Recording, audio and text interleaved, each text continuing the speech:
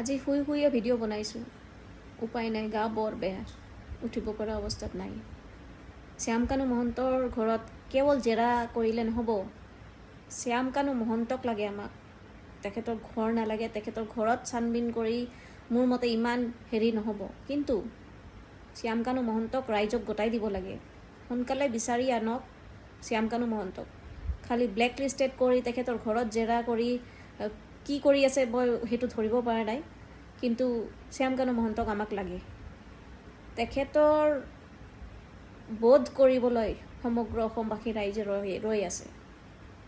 খালি তেওঁকে নহয়, এই সিদ্ধাৰ্থ মেইন কালপ্ৰিটটো হ'ল সিদ্ধাৰ্থ, শ্যামকানু আৰু এই শেখৰক যে ধৰিছে নহয়, ইয়াক ভালদৰে জেৰা কৰিব লাগে। ইটো অসমতে আছে, গুৱাহাটীতে আছে। ইয়াক ভালদৰে ধৰিব লাগে, ভালদৰে ইয়াক দিব লাগে মছলা দি কেনে ইয়াক সুধিব লাগে।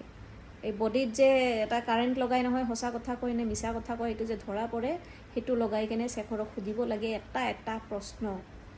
সিটো সাৰি যাবলৈ চব কৈয়ে দিলে মিডিয়াৰ আগত, নিজক বচাবলৈ সেইবিলাক কৈছে, কিন্তু আচল কথা সি এতিয়াও লুকুৱাই ৰাখিছে। চব জানে সিহঁতে। আৰে সেই কি ক'ম আৰু, ক'ব লগা ভাষা নাই। কিন্তু শ্যামকানু মহন্তৰ ঘৰত কেৱল জেৰা কৰিলে নহ'ব, মানুহজনক ওলাই লৈ আহক। চৰকাৰক এই অনুৰোধ, মানুহবোৰ ক'ত লুকাই আছে? যদি সিহঁতে সঁচা, কিয় লুকাই আছে?